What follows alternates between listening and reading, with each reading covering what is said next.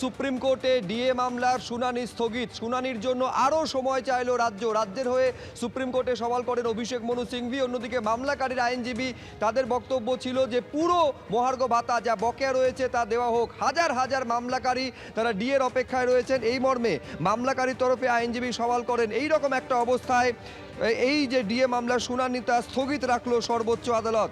আবারও আপনাদের বলবো, আজকে শুনানি হওয়ার কথা ছিল, কিন্তু সেই শুনানি স্থগিত রাখলো সর্বোচ্চ আদালত। রাজ্যের হয়ে সওয়াল করেন সুপ্রিম কোর্টে অভিষেক মনু সিংভি। আরও সময় চেয়েছে রাজ্য। অন্যদিকে পুরো মহার্ঘ ভাতা দেওয়ার পক্ষে পাল্টা সওয়াল করেন মামলাকারীর আইনজীবী। বিজেন্দ্র সিংহ আমাদের প্রতিনিধি আরো বিস্তারিত বলবেন এই নিয়ে। এইটা বিজেন্দ্র আমাদের জানাও, আজকে কি হলো সর্বোচ্চ আদালতে এই ডিএ মামলার শুনানি কি কারণে স্থগিত রইল? দেখো সুব্রজিৎ, আজকে কোর্ট নম্বর 6 এর লাস্ট আইটেম ছিল হিয়ারিং এর জন্য সুপ্রিম কোর্টের ডিএ মামলাটি। আইটেম নম্বর 60 অর্থাৎ লাস্ট আইটেম এটাই ছিল যেটা আজকে কোর্ট শুনতো।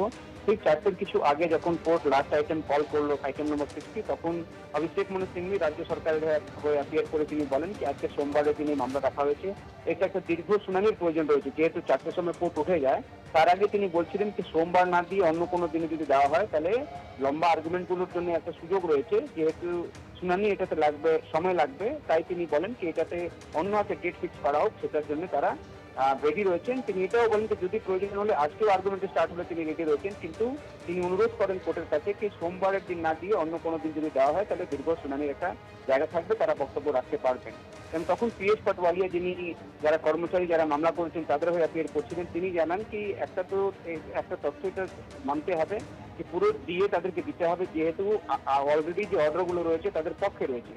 ফিফথ কমিশনের নিয়ম মেনে তাদেরকে দিয়ে দিতে হবে এবং যে বকেয়া দিয়ে রয়েছে সেটা দেওয়ার প্রয়োজন রয়েছে। যেহেতু আগের অর্ডারগুলো তাদের পক্ষে রয়েছে, যে আগে কেসগুলো হয়েছিল সেটাতে দুই হয়েছে কর্মচারী ফেডারেশন, সেক্ষেত্রে কর্মচারীরা অপেক্ষা করছেন, হাজার হাজার কর্মচারী অপেক্ষা করছেন কি তাদেরকে দিয়ে দেওয়া হোক। এবং তিনি বলেন যে যেহেতু ইন্টারিম অর্ডার তাদের পক্ষে রয়েছে, সেই দিয়ে তাদেরকে দেওয়া হোক। এটাও তখন সুপ্রিম কোর্ট জানতে চায়, কারণ একটা কন্টেম্প প্রসিডিং ও কন্টেম্প মামলাও ফাইল করা হয়েছে সুব্রজিৎ। যেহেতু রাজ্য সরকার দিয়ে দিচ্ছে না এবং কোর্টের অর্ডার রয়েছে কর্মচারীদের পক্ষে, তো কর্মচারীরা একটা কন্টেম্প পিটিশনে ফাইল করেছিলেন। আজকে সুপ্রিম কোর্ট জানতে চাইছে এই কন্টেম্প প্রসিডিং কি তারা হোল্ড করে দিয়েছেন। পিএস পাটওয়ালিয়া জানান কি হ্যাঁ আপনারা হোল্ড করে দিয়েছেন, তাই তো রাজ্য সরকার টাকা দিচ্ছে না, এই তারা ডিএ পাচ্ছেন না।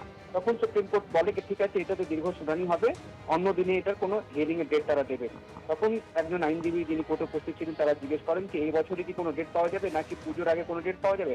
তখন বিচারপতি বলেন কি পুজো তো শুধু বাংলাতে রয়েছে, এখন দেখতে হবে নেক্সট ডেট কবে দেওয়া হচ্ছে, দেশের জন্য ডেট পাবেন তারা, এবং কবে তারা সেই ডেটটা পাচ্ছেন সেটা দেখার বিষয় সুব্রজিৎ। কেন কি 4 মাস পর আজকে ডেট পড়েছিল, তবে আইটেম নম্বর লাস্ট আইটেম ছিল আজকে কোর্টের মধ্যে, সেই সময় বোঝা যাচ্ছিল তো হয়তো আজকে খুব একটা দীর্ঘ শুনানির সম্ভাবনা কম ছিল।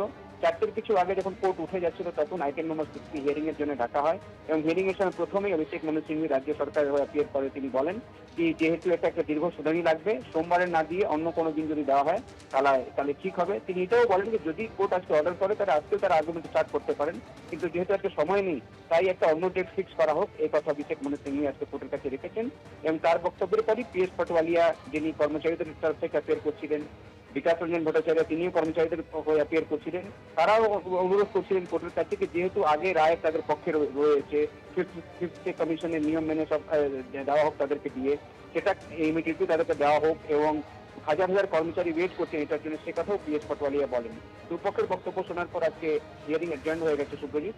এখন কবে হিয়ারিং এর ডেট পাওয়া যাবে সেটাও যেহেতু কোর্ট আজকে ফিক্স করেনি, হয়তো আগামীকাল আমরা জানতে পারবো যখন কোর্টের অর্ডার আসবে কবে নেক্সট হিয়ারিং এর ডেট পড়ছে। ধন্যবাদ বিজেন্দ্র। সুব্রজিৎ।